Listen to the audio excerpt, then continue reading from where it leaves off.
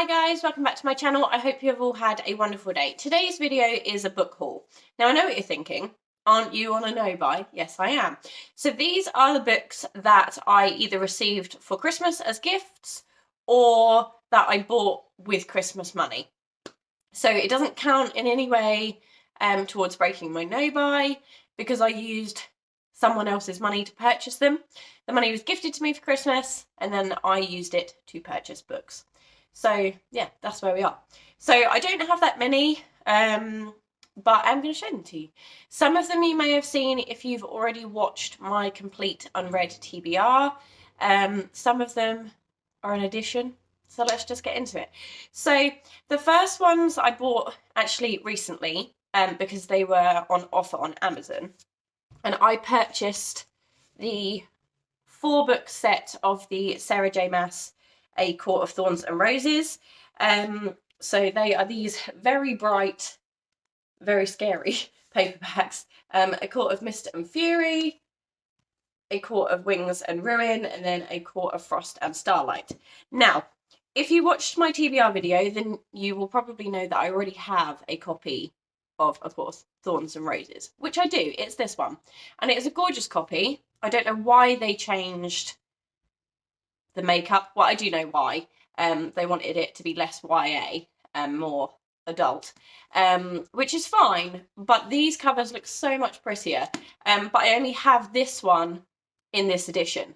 So my plan is to pass this one on, sell it, give it to a friend, and then I will then obviously continue to have a matching set as they continue to come out and be published. So yes, I bought in these 4, and then obviously this one will be leaving. So there is those. Slide them up there. The next book I bought is this one. It's How the King of Elfhame Learned to Hate Stories by Holly Black. So this is part of the Folk of Air series. It's like a little spin-off, but this one follows Prince Carden and like his kind of background story, I guess, which I love a bit of a background story. I feel like if you don't always get it in the main books, then a nice little spin-off one like this is pretty cool. But it just says, before he was a cruel prince or a wicked king, he was a fairy child with a heart of stone. Yeah, this tale includes delicious details of life before the cruel prince, an adventure beyond the Queen of Nothing, and familiar but pivotal moments from the Folk of Air trilogy, told wholly from Carden's perspective. Yes, I'm very excited to get to this one. It is a hardback, which I don't normally purchase. I'm not particularly a hardback fan, but this is very, very pretty. I haven't actually looked to see if it's... Yeah, it's just a black and silver cover underneath, which is nice. I didn't pay $16.99 like it said. I'm not sure how much I paid actually off the top of my head, but yeah, it's a really pretty copy, so I like that. Then the next one I bought is Page Toon, The Minute I Saw You. So I have all of the Page Toon books now. I am fully up to date on all her writing, bar a couple of her like YA ones, I want to say. I haven't picked those up just because I've read the blurb on the back and they're not really my kind of cup of tea. The storyline didn't appeal to me, but her regular contemporaries I absolutely love. So I picked up this one. It was the last one I needed to complete my set. And it just says, when Hannah meets Sunny, she's irresistibly drawn to him. He's sexy and confident, but only in town on holiday. That's fine with Hannah. She doesn't do long-term relationships. And luckily for her, neither does Sunny. But before they can even so much as kiss, Sunny receives some shocking news and commits to making some serious life changes, ones that can't and won't involve romance. With even a short fling now off the cards, Hannah and Sunny settle for being friends. But as summer hots up and their chemistry shows no signs of cooling, they start to question their reasons for shutting each other out. Are they both too broken to find love? And if they tear down the walls between them, will they still like what's on the other side?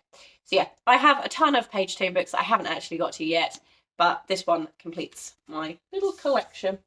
And then I have the Brown Sisters trilogy by Talia Hibbert.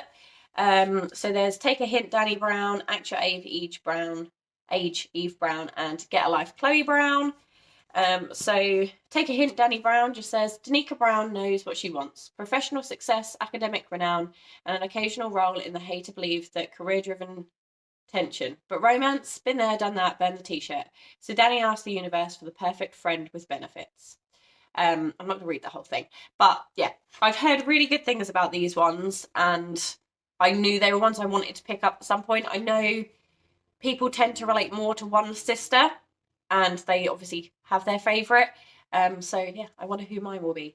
The next one is Chloe Brown is a chronically ill computer geek with a goal, a plan, and a list. After almost but not quite dying, she's come up with a list of directives to help her get a life. Enjoy a drunken night, ride a motorbike, go camping, have meaningless but thoroughly enjoyable sex, travel the world with nothing but hand luggage, and do something bad. So yeah, there's that one.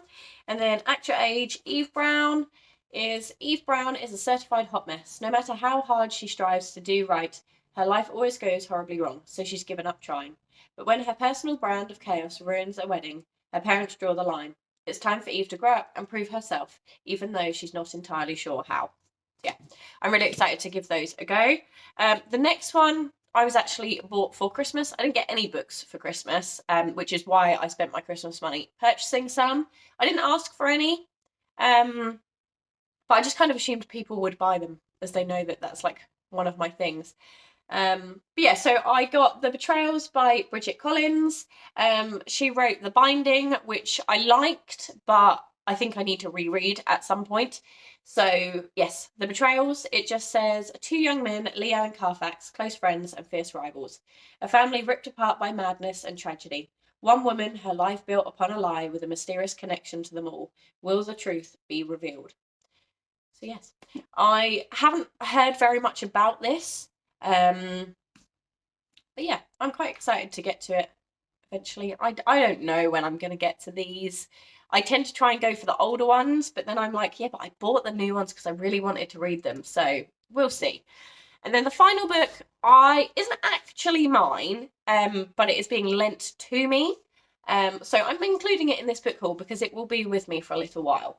It's 84 Charing Cross Road by Helen Hanff. And it's a really, really beautiful copy. It's this hardback. I was talking to my aunt about it over Christmas and sort of saying that it was one of the books on my list to kind of purchase. And she was like, oh, I've got a copy that you can borrow if you want. And I think it's always nice to borrow a copy if you can. I do like a library, but I also love books. So yeah, I was quite excited to borrow this one. And it is basically I'll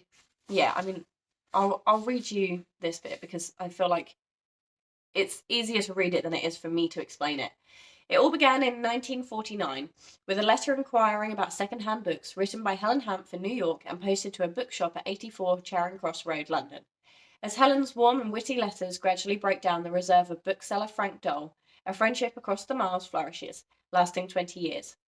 No doubt it would have continued, but in 1969 the firm's secretary wrote to Helen of Frank's death. If you happen to pass by 84 Charing Cross Road, Helen wrote to a London-bound friend, kiss it for me, I owe it so much. It's difficult, if not impossible, to start this book without finishing it. Its lovely volume reveals a lot about what books provide, a way of reaching out across time and space to friends and strangers. So yeah, I am really excited to read it.